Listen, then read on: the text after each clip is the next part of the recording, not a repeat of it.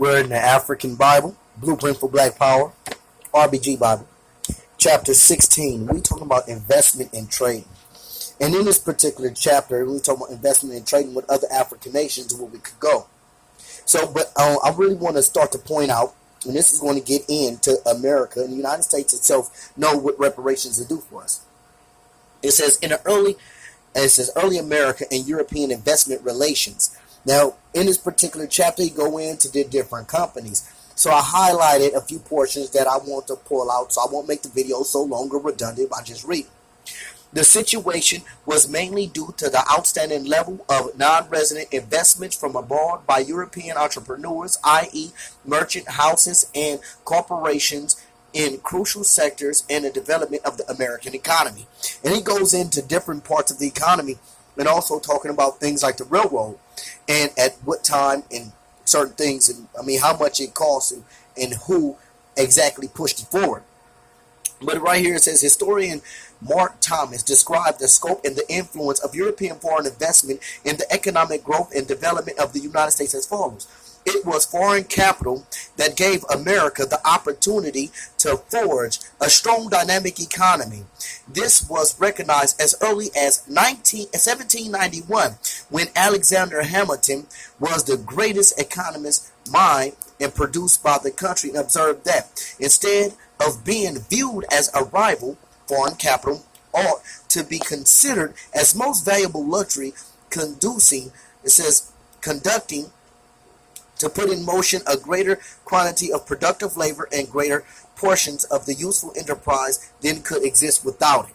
So let's go over a little bit. It has been estimated that the accumulated debt of the colonies to Britain,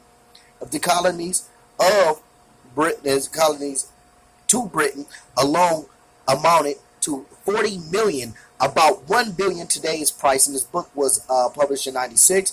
It says by the time of the Revolutionary War. So you got to think that this is large amounts of money that was already getting pushed into the United States. It says money flowed from London Stock Exchange, from the Bourse of Paris, Amsterdam, Bourse of Amsterdam, Berlin, and Vienna. Firms as crucial to the American Industrial Revolution as Western Union, AT&T, Eastman Kodak, Carnegie Steel, and the General Electric, as all borrowed from overseas in large volumes. Borrowing from abroad was very much as part of the American way in doing business in the 19th century. So, okay, yeah, they freed you out of slavery, but what did they give you to help stir your revolution or your industrial revolution for you to industrialize as a people? And we go into the Pan-African Trade Alliance, right?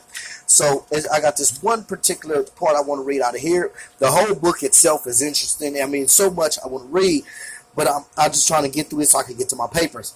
It says all of these things must be take place within the context of the African and American nation within a nation which makes itself effectively responsible for the nature and direction of U.S. foreign policy and trade relations relative to Africa and black nations and people across the diaspora.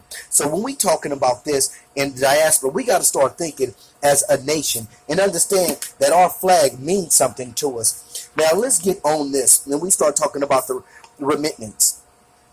Now in Honduras and El Salvador, now all this may change in real time. When you look at up things, depends on when they put the information out to how valid it is, because markets are steady moving, but it made up 20%.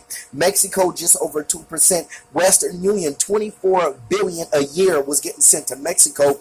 And I was talking to one of my Mexican brothers, and he was talking about how they kind of changed the law up on them to where they could only send like so much amount of money, but it makes up 1/4 of the Haitian economy. Now I had found somewhere it said it topped 64 billion in 2016, but then I found something else that said it was 574 billion of what was leaving out of the United States in 2016 in remittances. Now, you got to understand that Trump is trying to do something to slow all this down, and he also tried to use this against the Mexico, how much money he's willing to let out.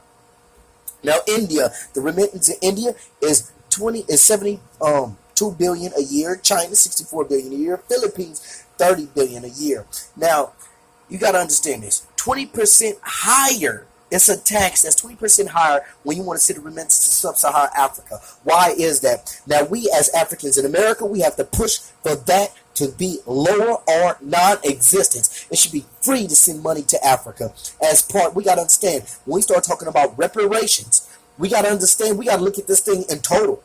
Because we can say that we want reparations and they just give us some money, but they make this go up higher, so it's going to be harder for us to do business with Africa. This got to go. This can be not at all. For the devastation that the United States not only did and continue to cause on Africa, nothing so for us to send money into Africa. Now let's look at the U.S. dollar. Now for me, I really do feel like we should be doing business with Haiti. The U.S. dollar in the Ghanaian city, it's $1 for every $5.24. So the conversion is 1 to 5. Now the U.S. dollar to the Haitian is 1 to every 82. So you're going to need goods, Haitian goods. You're going to need 82 and 15 cents. $82.15. Well, 82 goods and 15 cents. However they want to say it, for $1 American dollar. Now, so imagine this. We doing business. And we doing business from Haiti. We start manufacturing in Haiti. Manufacturing in Haiti. We sell what we do in Ghana.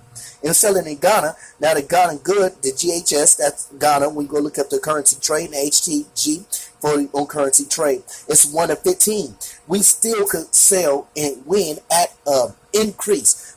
We should start moving into Ghana. The Africans in America should start moving into Haiti, really, as going to, and before we try to move into Africa. We move into Jamaica, we move into Haiti, start doing business real big with Haiti and Jamaica, so that way we could go into Africa with some strong governments from the west to the east, with strong governments instead of just citizens.